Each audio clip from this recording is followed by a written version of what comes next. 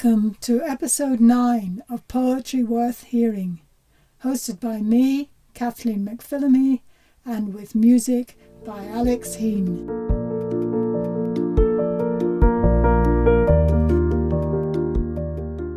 This episode features 4 poets who are reading from books which have all been published recently. The poets are Jules Whiting, Rachel Piercey, Elizabeth Barton, and Jennifer A. McGowan, very different from each other, but exciting and definitely worth hearing. In addition, we have new work from Jane Thomas, Trisha Broomfield, Steve Xerri, Heather Moulson, and Chris Horton. You can discover more about all these poets and their publications on poetryworthhearing.biz.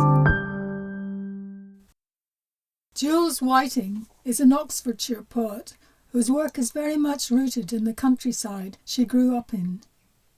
In this collection, Folding Time, her love for place and her family inform powerful, often painful, but never maudlin reflections on the experience of life-shortening illness. These recordings are taken from her Zoom open mic reading on September 26th this year. About 10 years ago, I woke up after 4 weeks to find that I'd been given a liver transplant. I wrote a couple of the earlier poems, actually, when I was going through it. I found it quite useful.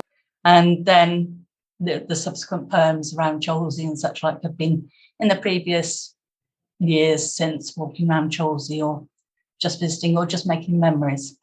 The first poem I'm going to read you is Cadaveric Transplant. Yes, I think of him. Now he's part of me. These first few days, fearful my body might reject him if I move too quickly. I imagine him as a baby, cradle him in lamb's wool fleece, collect sounds to hush him, try not to remind him how they operated with glove-handed questions, sliced a sheath of skin, unfurled a pole-marked strip, crawled the cavity under his ribs, wet with secretions, then left. Other times I feel we are both well.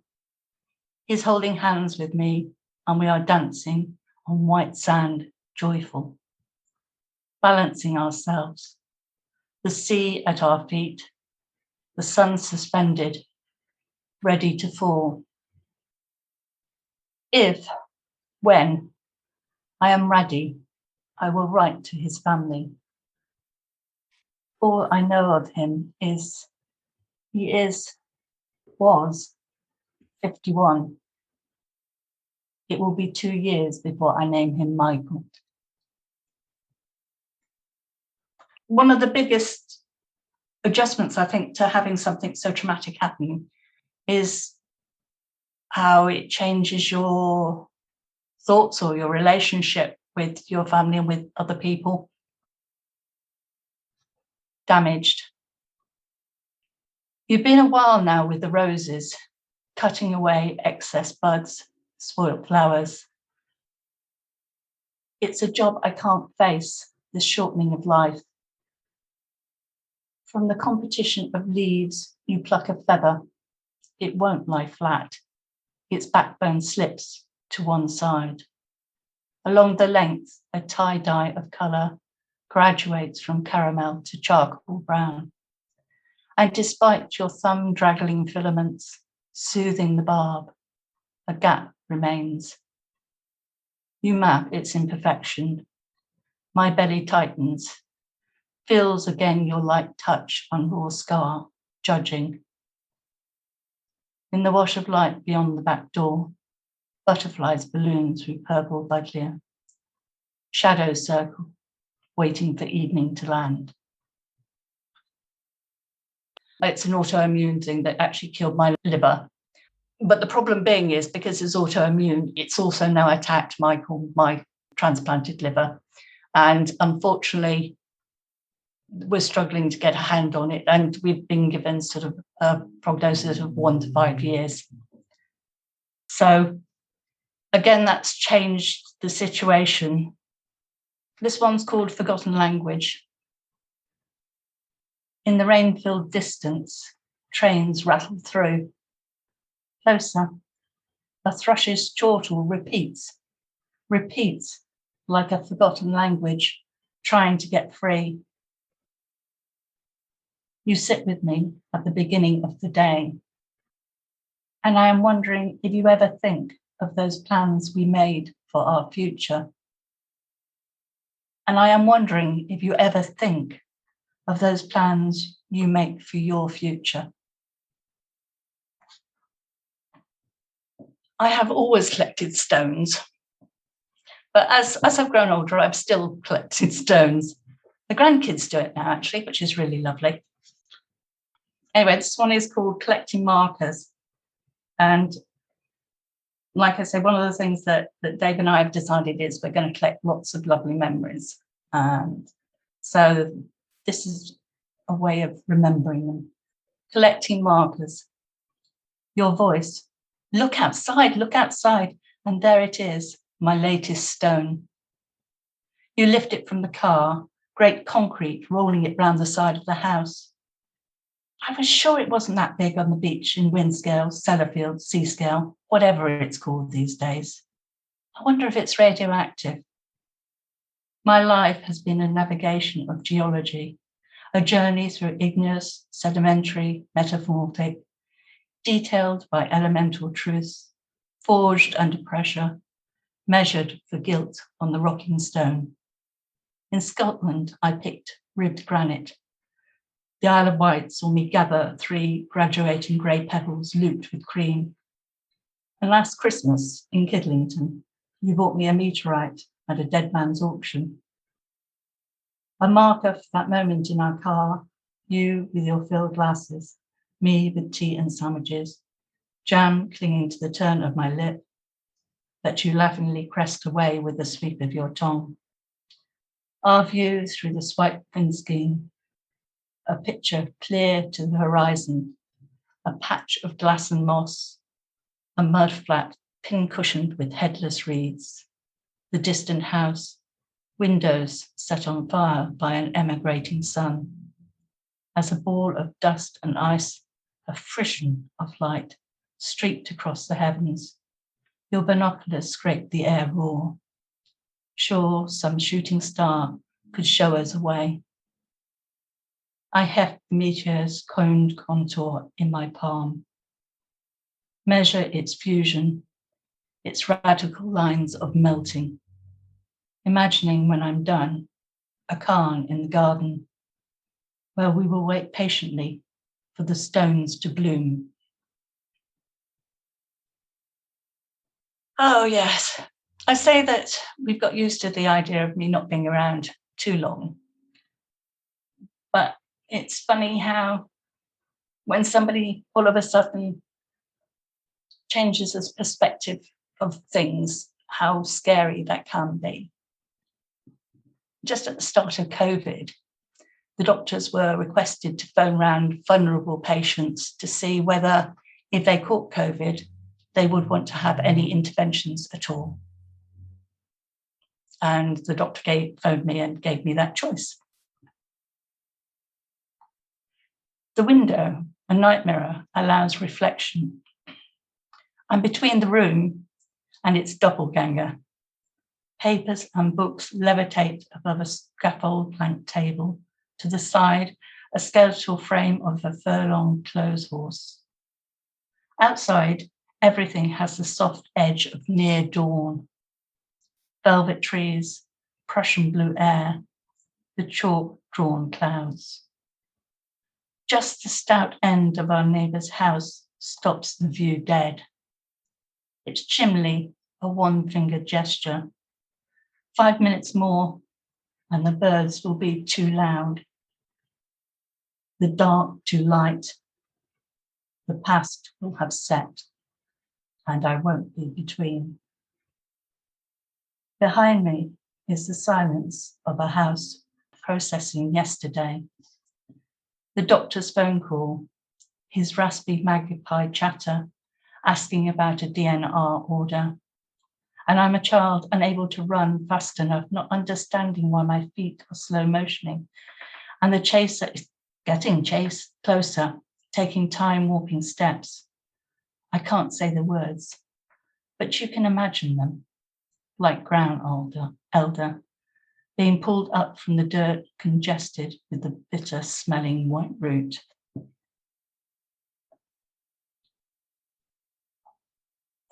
One of the things is when you have a prognosis is you look at other people and you wonder if you're going to go before them. Dave's dad, who was 92 and everything. And we shared that look, like, well, you're going to go first or am I going to go first sort of thing. He died, unfortunately, a couple of years ago now. And this is called Closing the Circle. Farm Hill, Closing the Circle. Years ago, on this upward bend in the darkness on our way home, we'd see the same owl, its eyes in the swerve of the headlight, and across the lane, a fox patterning a rutty field.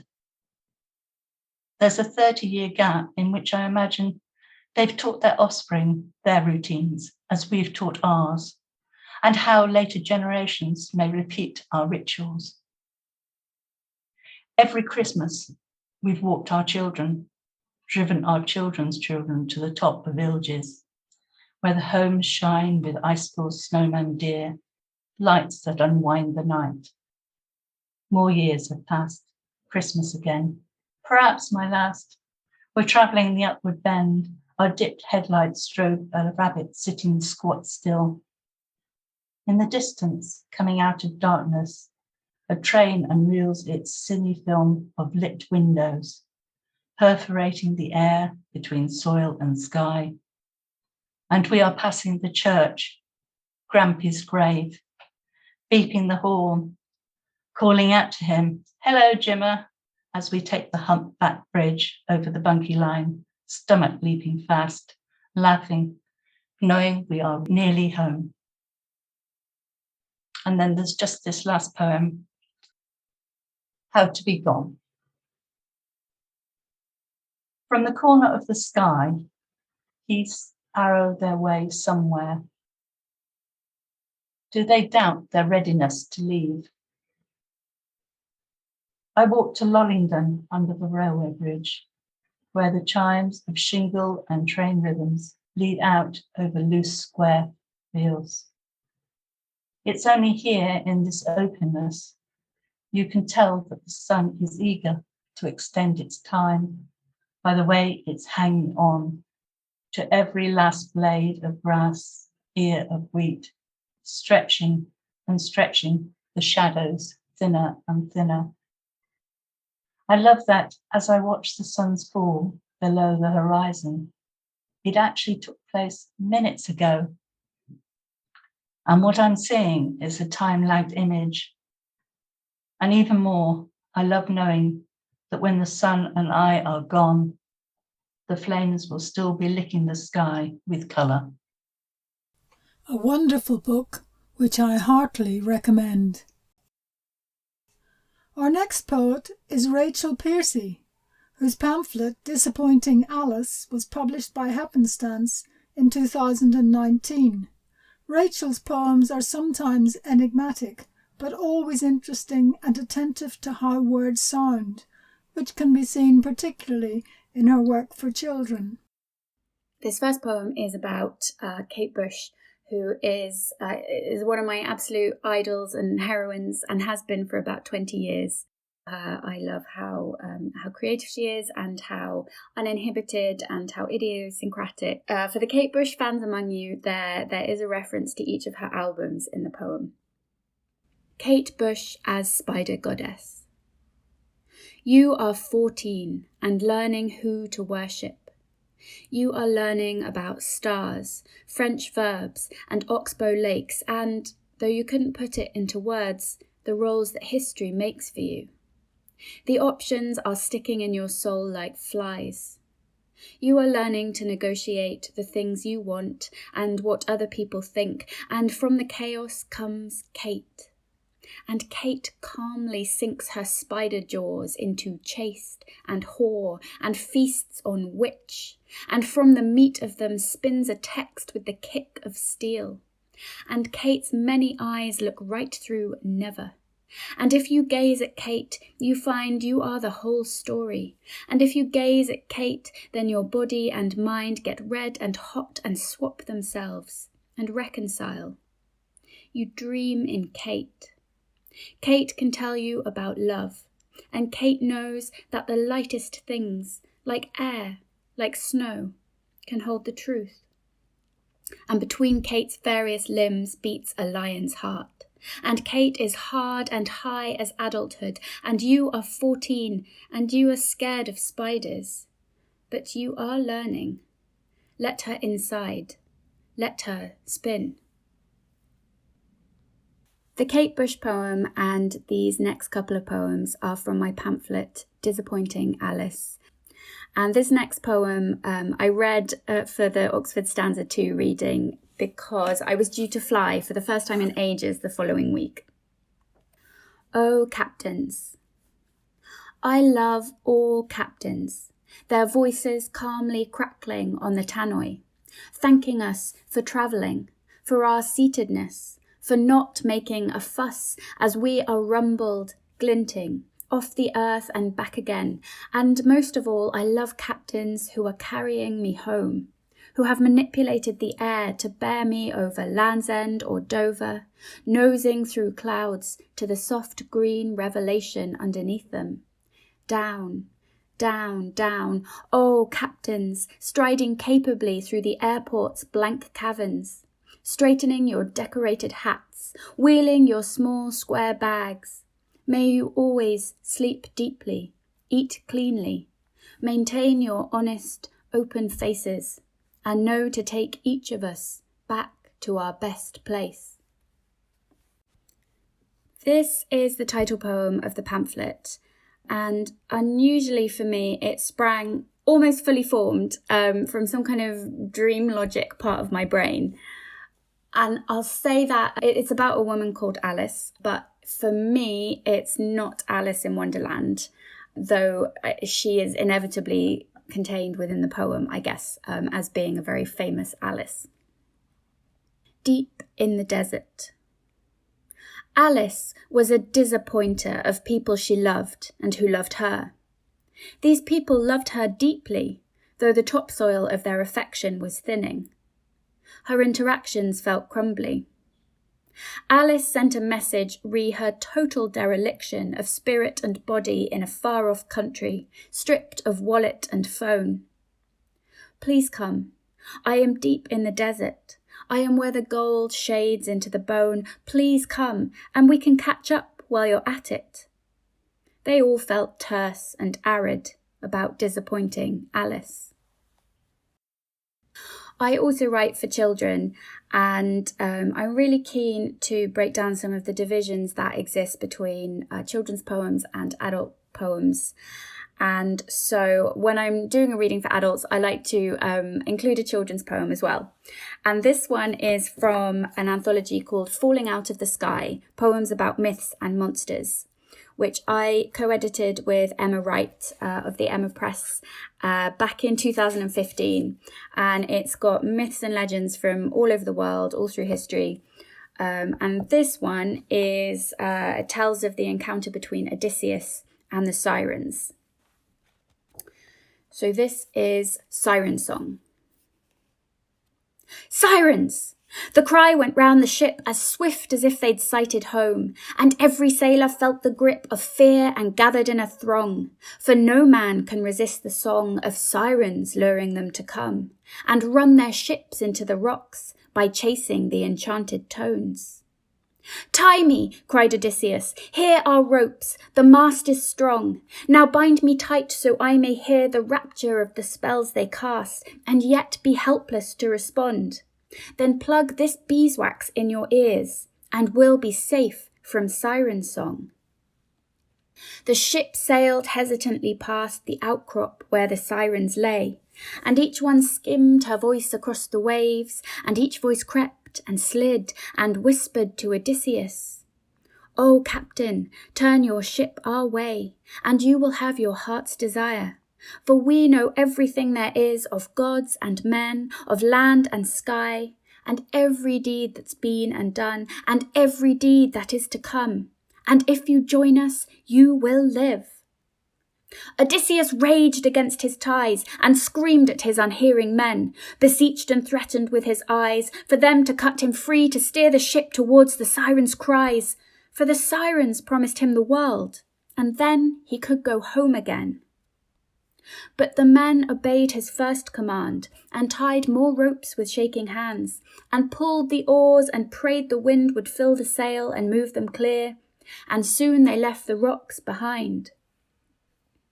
Their captain calmed as they sailed on, and soon he signalled with a frown that they should free him from the mast, and all the sailors cheered to think theirs was the only ship to pass the sirens and not break and sink. Odysseus lent his voice to theirs and told them how the sirens sang, and every sailor laughed and drank, hailing the gods and giving thanks.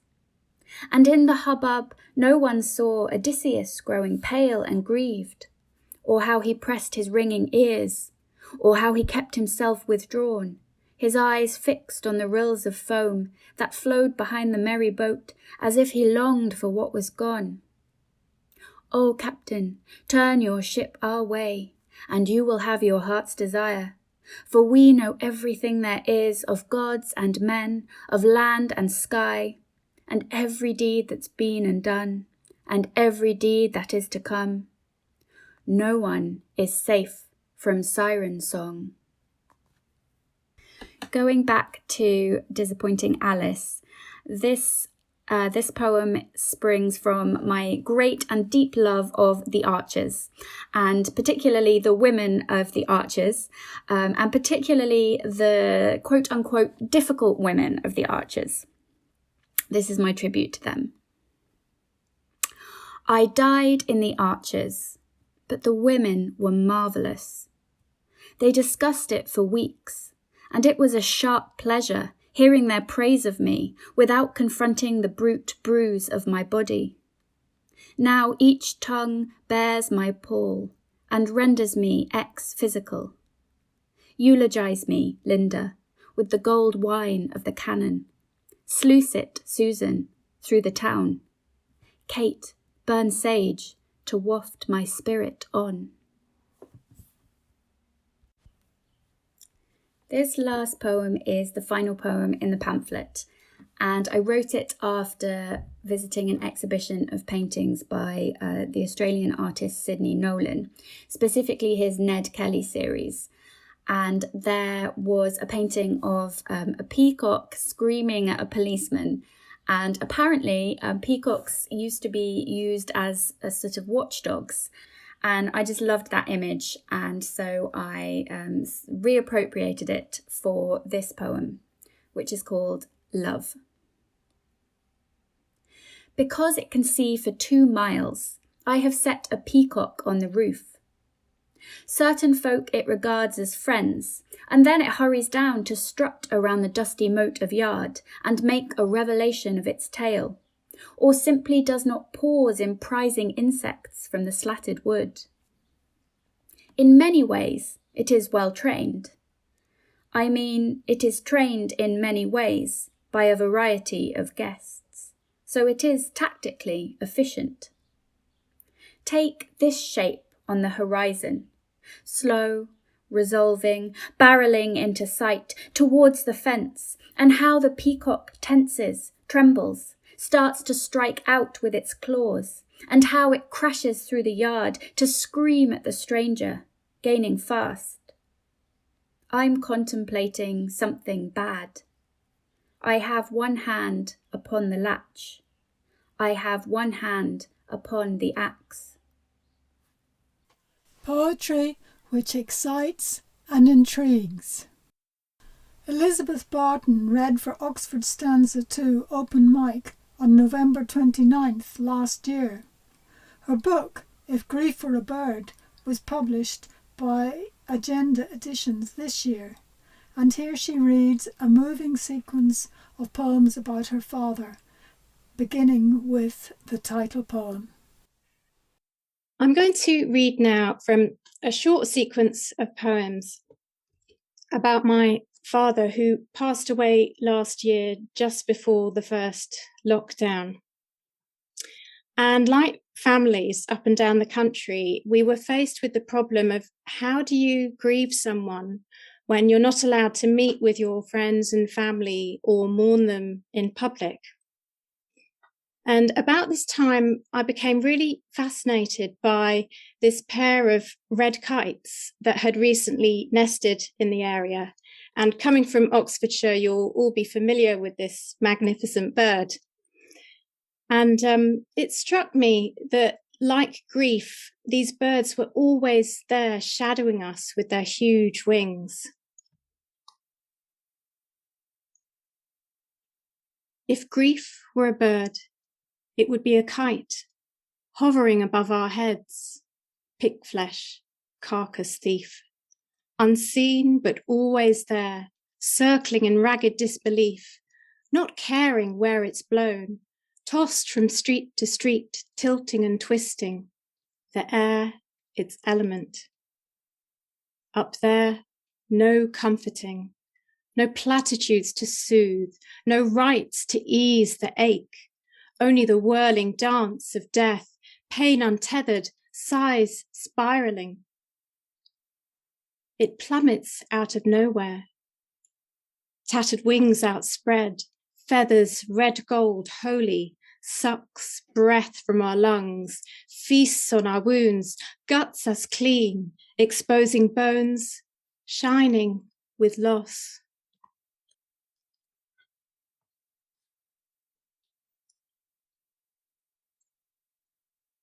My father was very involved with his local parish. So when we discovered that he wouldn't be able to have a church funeral, it was really upsetting.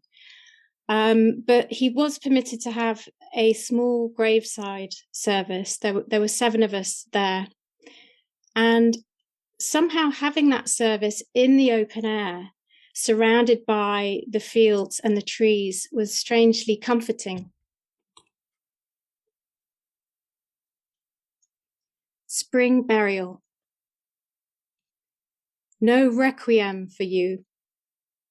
No grand procession through the town, no horses draped in ostrich plumes. They lowered your coffin in the ground even before your funeral began. I held my mother's hand. We stood 6 feet apart from the undertaker in her black top hat, the priest in his violet stole. The gravediggers wore masks. Your choir was a ragtag gathering of sparrows and starlings. Your altar was the sky, the light, your incense. Your candles were the primroses. Your psalm was the green of hedgerows, fields, the river's quiet rejoicing. Love does not come to an end, my brother read from St. Paul. The great tits chimed their bells, and a woodpecker drummed. Your gospel was the naked oak, its giant arms outspread, its buds about to break. A cold wind blew among the pines and cypresses. We went our separate ways, and as we left the cemetery, a masked man waved, padlocked the gate.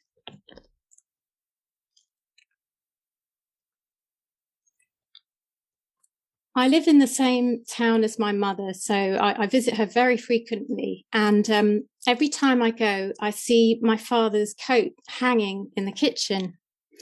And although it's not the most stylish coat, he loved it because it was very warm. It was made of Harris tweed, and he always wore it on his walks.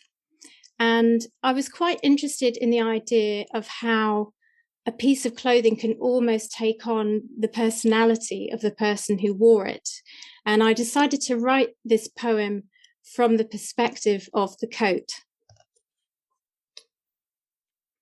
His Harris tweed coat. I hang from the kitchen door, forlorn as a wolfhound pining for its master. At night, I howl. His huge brown shoes mope on the tiles beneath me. I long to walk with him again, feel the bite of wind, his heart leaping beneath my seam. Instead, I stare at the washing machine, sobbing and churning. You cannot let me go. I carry his shape, his scent, the feel of him, an absence you can touch. I am his plain brother, woven with patience on a treadle loom. He found me on his honeymoon in the Western Isles, bought 5 yards of cloth. A tailor sheared me to his size, a coat for a giant, rough, felt pocketed, with the chocolate satin lining. In my twill weave, you'll glimpse the grey of a fulmer's wing, rich brown of wilderness. You can almost smell the peat and heather. The other day, you found a white hair snagged on my collar. You leaned towards me, felt the warmth of soft yarn on your fingertips, stubble prickling your cheeks. The last poem I'm going to read is about the most memorable walk I went on with my father. It was up Crowpatrick in the west of Ireland. We were staying with an Irish artist called Anya McNally, and Anya was really proud of the fact that from her kitchen window you could see this holy mountain where St. Patrick is supposed to have prayed and fasted for 40 days. And we just so happened to be staying with her at the time of the annual pilgrimage up the mountain. And traditionally, this pilgrimage would have been carried out barefoot, and the pilgrims would have carried stones in their pockets as an act of penance.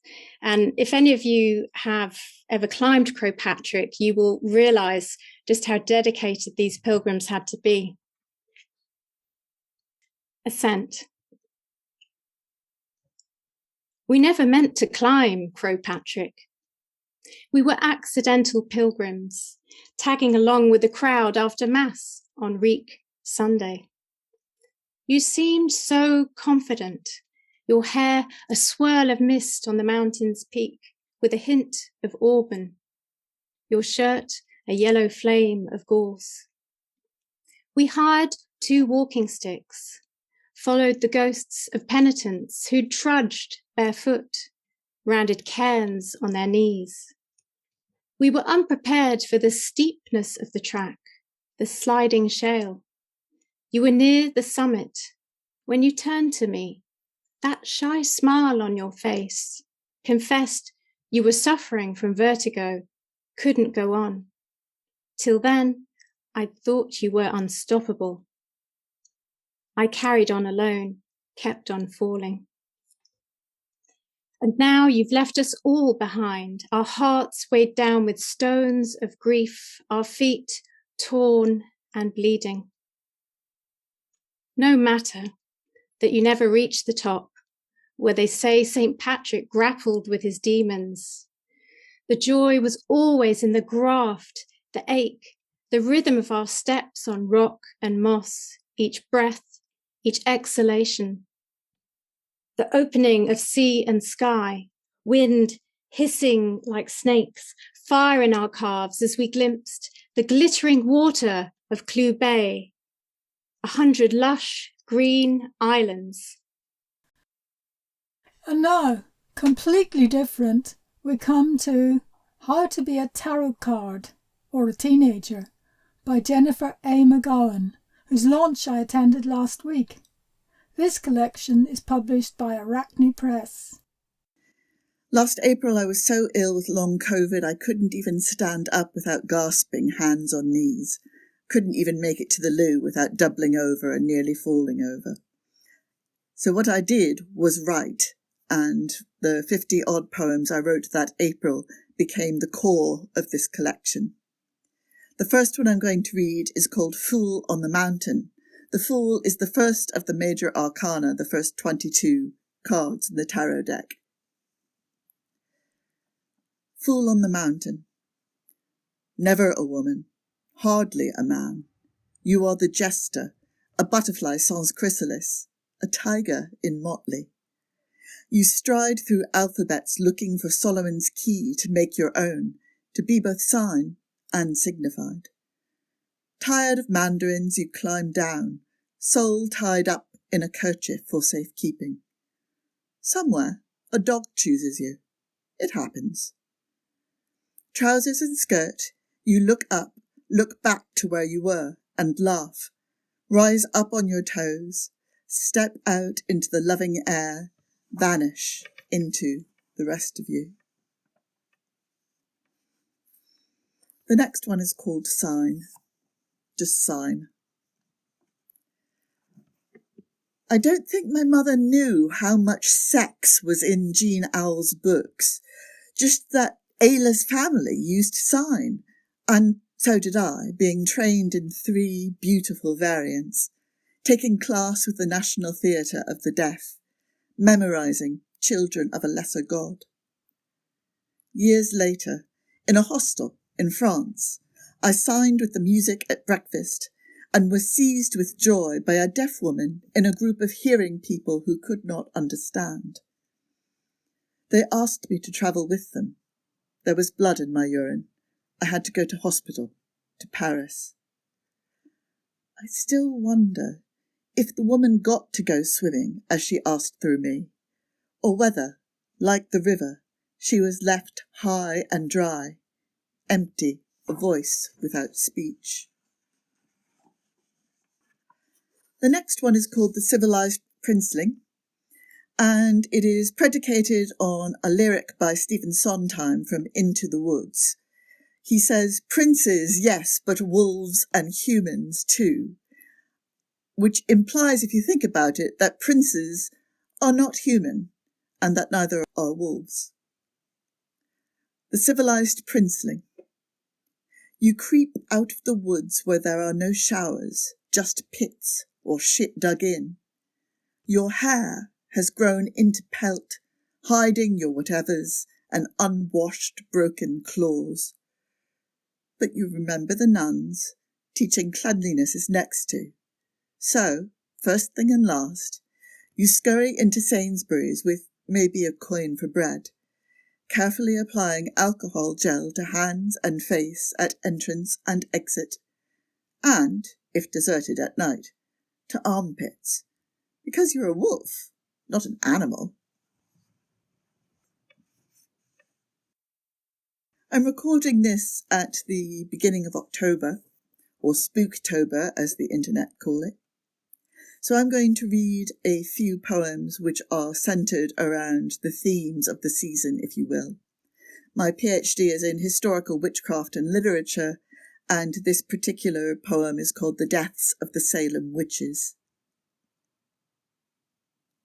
It was a spectacle. Had there been blood, neighbours would have dipped kerchiefs in for souvenirs. Instead, there were bindings, the sounds of children chanting, writhing, vomiting pins. Did the condemned cry? Did they stand proud, firm in their faith, stepping off the unsteady cart steadily as to an audience with God, light thickening and the children silent at last?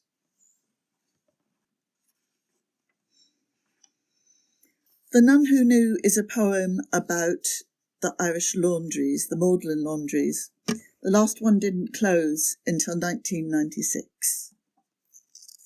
The Nun Who Knew. Sister Mary Frances held your head as you vomited again smoothed your brow afterwards. I'm sorry it's so hard, she whispered, seemed actually to mean it. She was the nice one, the laundry's good cop. The rest you don't think about now. The slaps, split knuckles, the anger, the disdain. Still small burials in the night. Unspoken of absences at breakfast. Tears were currency, but they bought you nothing.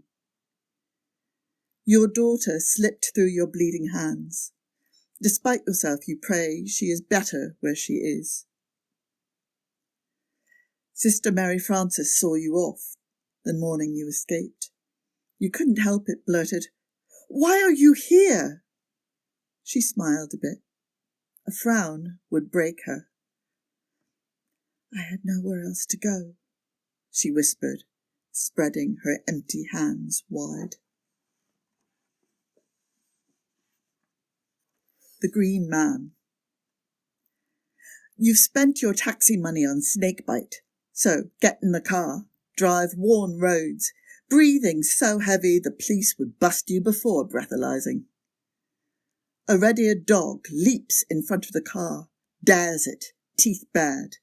You slam the brakes, throw your arms in front of your face. Quiet. You open your eyes. No blood on the car. No blood on the ground.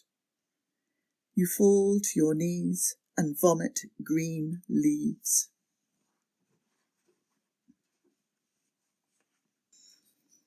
The Hermit is one of the major arcana, and it's usually portrayed as an old man or sometimes an old woman holding aloft a box lantern.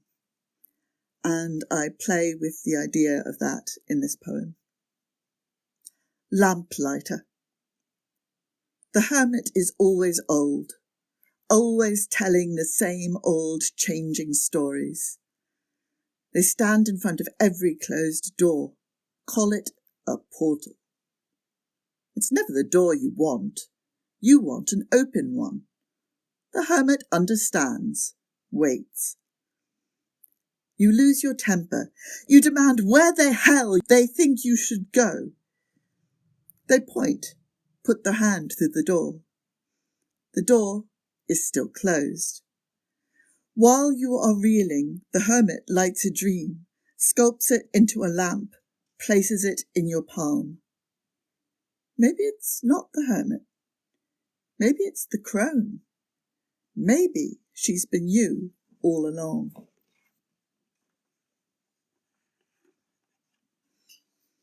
For my last poem, I'm going to read There May Have Been Lions. When I was very, very young, I lived outside Seattle, Washington in the States, and there was a zoo in, I believe, Tacoma, that had speakers with special keys, and one I had for many years, as I said in the poem, was of an elephant whose long trunk was the ward you sticked in and turned into these speakers. And I kept that key for so long, even when I'd forgotten all about the zoo. There may have been lions. I don't remember. What was important, riding Dad's shoulders, being adult tall, and the red elephant key that, when you stuck the trunk in the speaker and twisted, unlocked a world of mysterious animal facts. I forgot the animals, and facts fade, but I kept that key for years, learning how to unlock everything. So I think you'll agree. 4 terrific readings from 4 wonderful poets.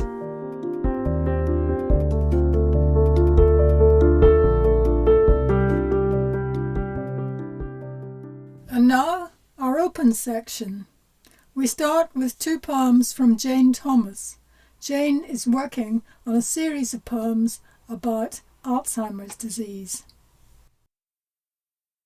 I'm going to read 2 of my poems from my collection on Alzheimer's. The first one is called Hugin and Munin, which is named after the pair of ravens from Norse mythology, And the second poem is called Speeding in North Wales, read for me by my friend Penny, who is a Welsh speaker. Hugin and Mannin. Your ravens flew at daybreak for decades, casting sense nets on the yawning world, rustle of slow silk as they scudded and soared, then diamond tail rudders would guide them home. These days they come back aching, confused, weak-boned, looking for long rest and release. Mornings they are momentarily muddled, unwilling to leave the roost in our tree. They caw into the bright of day, dream of the flight to Valhalla.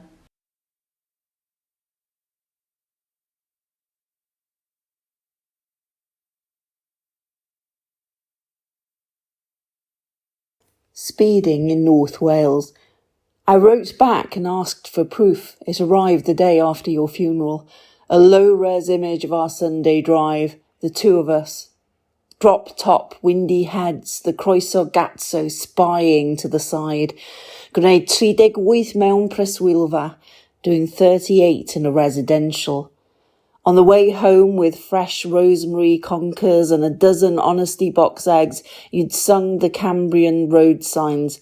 Ar dydwy traws fynydd, cwm pennant, betos yr horse, talacra bedlwydden. When we got back, it was the end of summer. Autumn was already simmering in the pot. The roof went up, the battery came out, and the classic bubble cover went on. I've not been out in her since. It's been a rainy spring. You can find a link to Jane Thomas's website and the texts of the poems on poetryworthhearing.biz.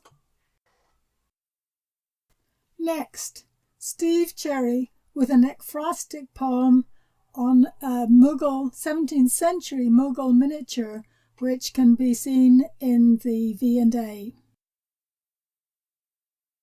Prince with Companions, conjectured from an early 17th century Mughal miniature. Listen. You can raid your memory to summon the clink of our delicate cups, but not the words the scholar spoke moments ago to our ruler, his lips now pursed, awaiting answer.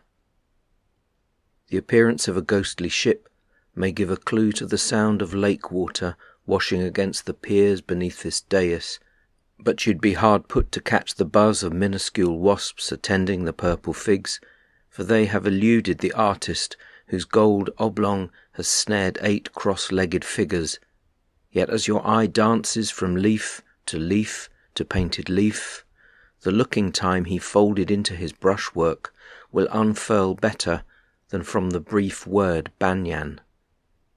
Think how many verses it would take to letter out his hair-fine depiction of us men, no two alike, held in a circle, and, at its apex, picked out in light-swallowing black, the crimson-cushioned royal he. If none are shown in the act of talking, this hush may be a reflective lull before the group debates bookish ideas, or the in-breath preceding an explosion of princely temper. There can be no revelation, the artist having put down his brush and died to his creation, taking the narrative with him. Neither you nor I can know what befalls me when I step out of this temporary frame. Perhaps long life as a favoured musician, or, for some imagined slight, my throat ordered slit tonight as I sleep in my bed. For now, unpaintable as the hum of insects, unwordable as the details of a tree, conjured by my scarcely moving fingers, the secret atmosphere of picture and poem lies in the slow drone of my tambura, charging the air with a tint more subtle than colour, underscoring first word to full stop, my enduring transient gift. Listen.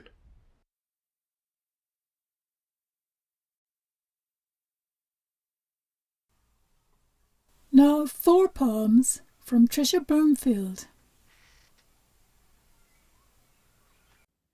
Tea cakes. And don't forget the tea cakes.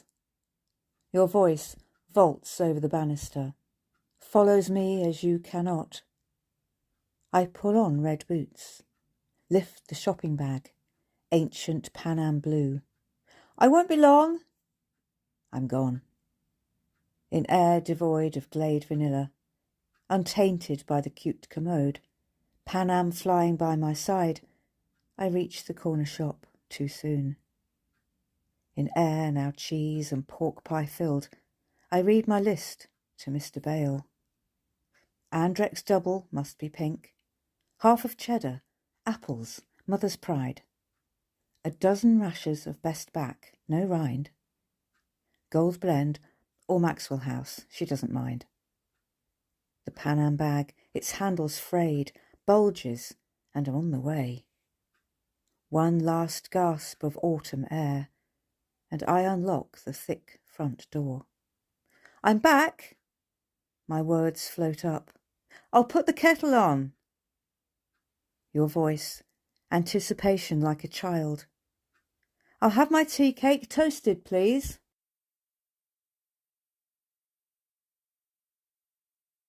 Rocking. Blocks beneath her chair prevent her rocking. The window, quite secure, reveals the garden of her past. She gazes from today to then, inhales the autumn blanket in her mind. Such days as these, mist on fallen apples, provide soft comfort, russet plump decay, not yet death, keeping her alive. This was their season. Her cold fingers safe in his warm hand. Snatches of his voice, though not the words, stroke her memory. Wrapping wrinkles round her shrunken breasts, she tilts the heart-shaped face his fingers once caressed, smiles at the ceiling stain, rocks despite the blocks.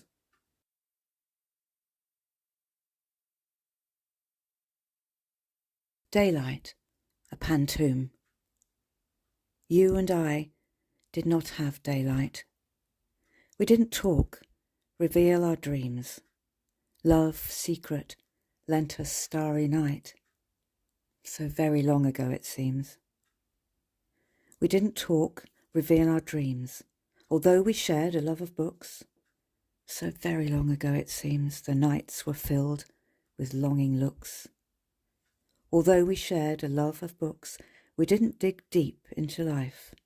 The nights were filled with longing looks, awareness that you had a wife. We didn't dig deep into life. Time robbed us of that luxury. Awareness that you had a wife cut short our own discovery. Time robbed us of that luxury. Love, secret, lent us starry night. Cut short our own discovery. You and I did not have daylight. The ghost at the funeral. And there you were, had been all the time, yet I had noticed nothing. I had not heard a whisper of your voice, nor sensed your smile, alive, even in the darkest of moments. Someone else's smile looked out, a photo in the room, to celebrate a young life lived, no time to live it full. We sat in suits unworn of late, polished shoes pinched tight, closed mouths, smiling silence, interspersed with spontaneous bursts of well-worn words. Our eyes on each other's ageing, while we hid poorly our wish to go home, disrobe, fill comfy clothes. And there you were, to ease my sorrow, unnoticed, until a lull when others rose to refill glasses, leaving me alone to notice you. Next, Christopher Horton, with one poem set at home, the other abroad.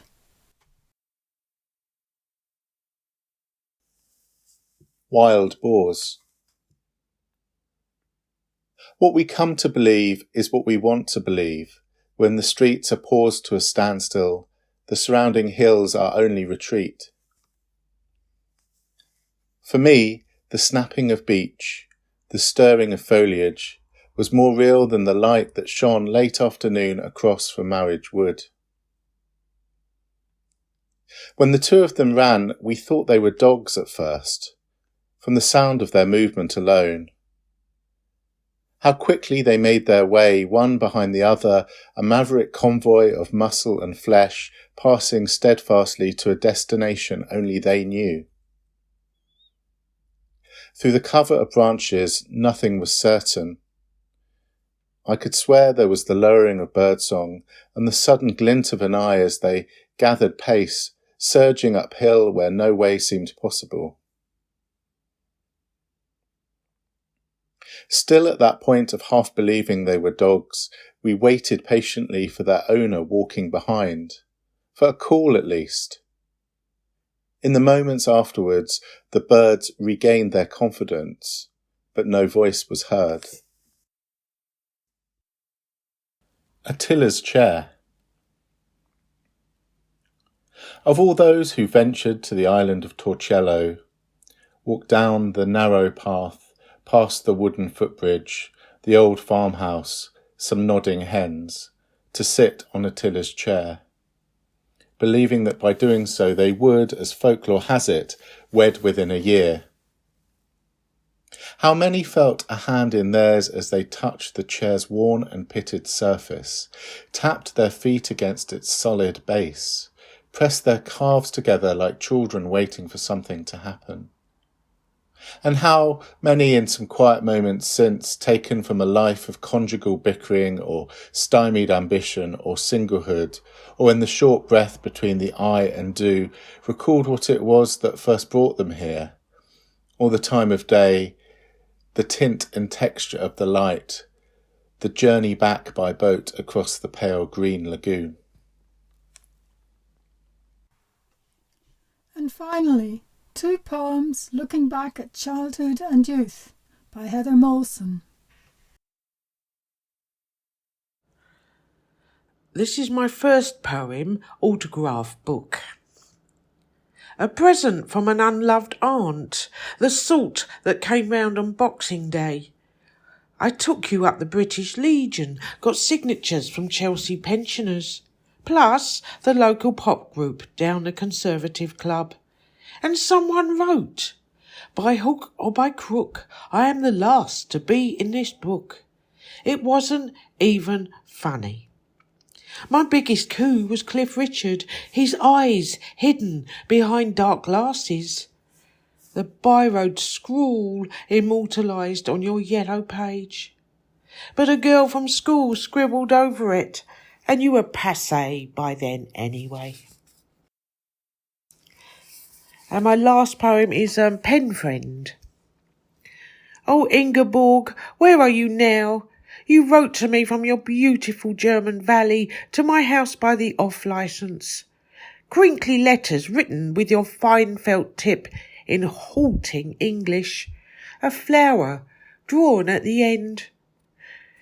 You came to England so bright and bracing, while I was full of puppy fat and period pains. Taking you to the Palladium.